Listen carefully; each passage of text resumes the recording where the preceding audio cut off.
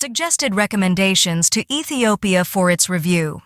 During the 47th session of the On the Universal Periodic Review, UPR, Working Group from the 4th to the 15th of November 2024.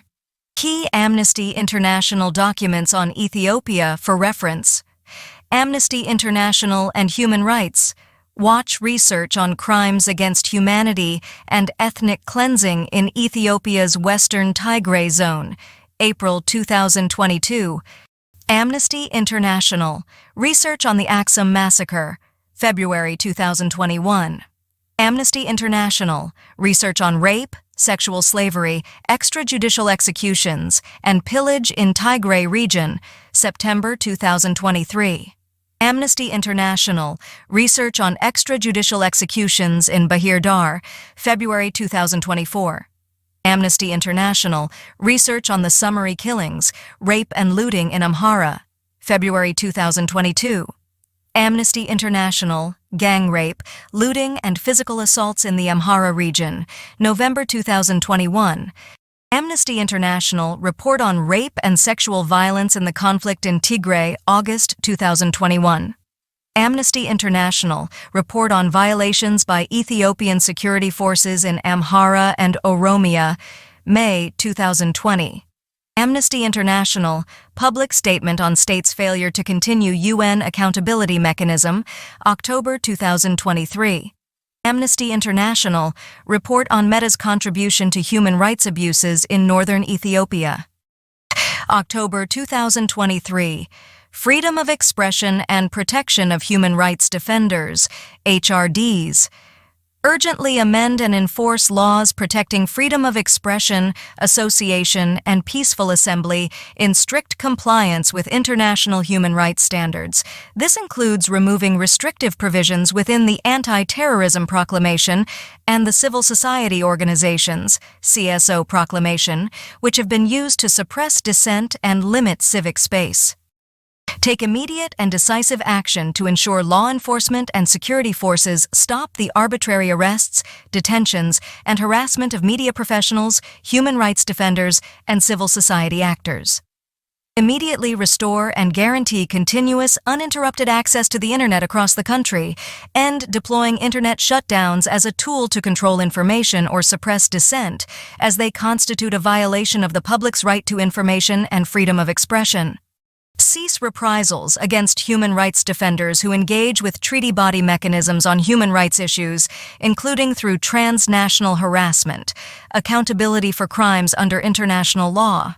Investigate and prosecute violations of international law by ensuring that any alleged crimes committed by all parties to armed conflicts, including by the Ethiopian National Defense Force, ENDF, and allied forces and Tigrayan forces, since the end of 2020, are fully investigated, prosecuted, and brought before a civilian court, without recourse to the death penalty. Suspend civilian officials implicated in serious abuses, including war crimes and crimes against humanity, and ensure that those responsible are prosecuted.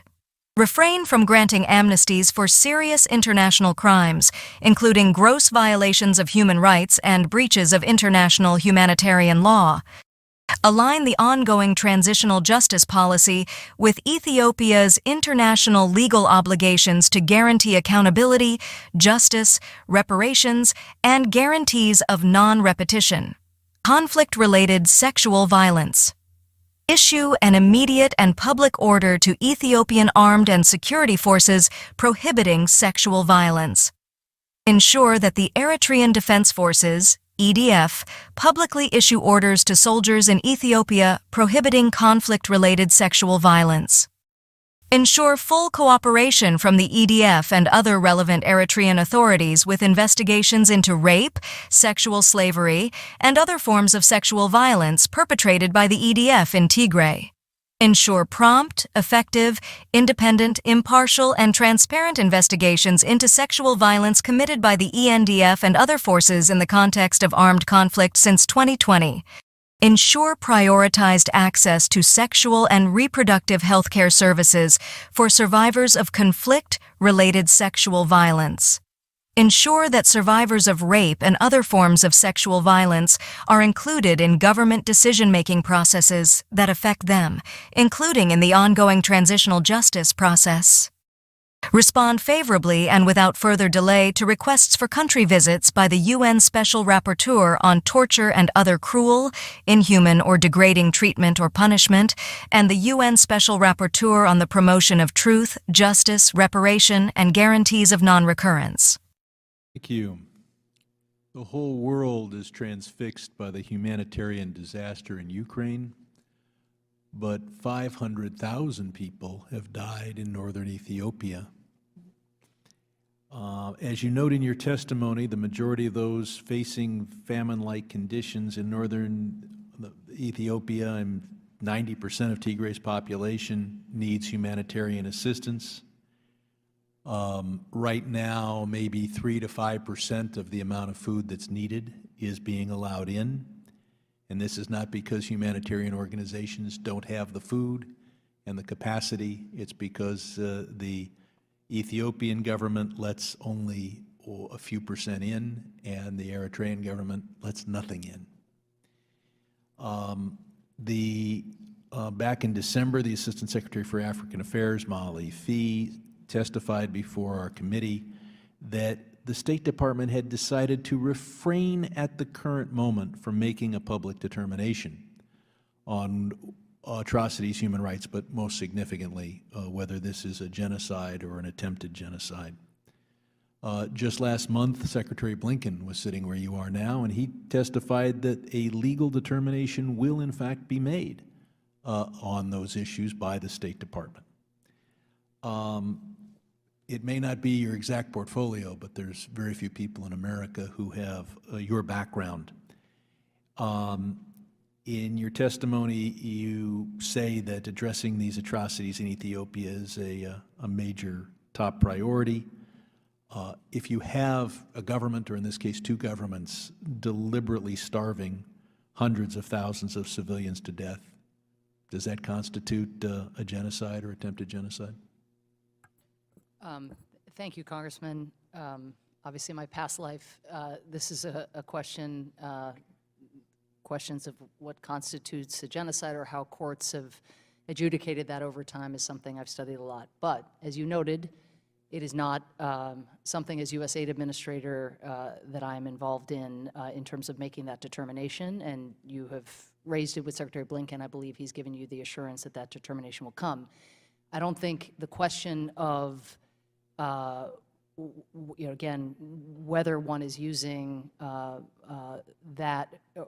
whether that legal determination is made is influencing in any way the U.S. government's posture toward the Ethiopian government. In other words, we are acting in just the same way we would be irrespective of I would what point out that in this room, I've suggested ways to pressure the Ethiopian and especially on particularly the Eritrean government, which has, of course, the ports that could be used, particularly by interrupting sea traffic going, even hundreds of miles away from Eritrea.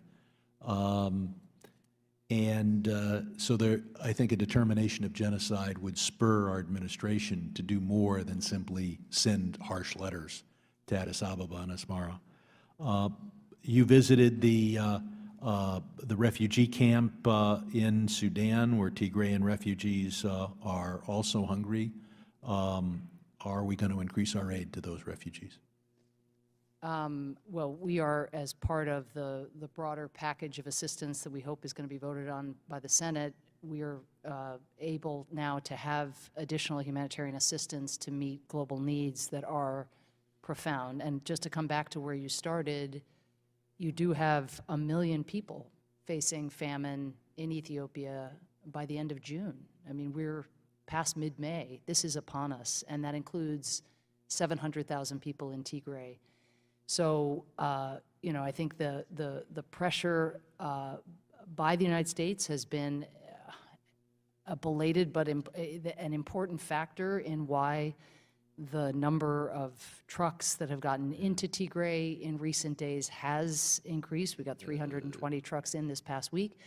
But Congressman, as you know better than anybody, we need 500 trucks a week if we are going to meet those food needs. And I would say that Congress should provide the money, but only the administration can provide the pressure, and only the administration can use the U.S. Navy to put additional pressure on the two countries involved. And without that pressure, you got a certain number of trucks in with oral pressure. We can do more. I yield.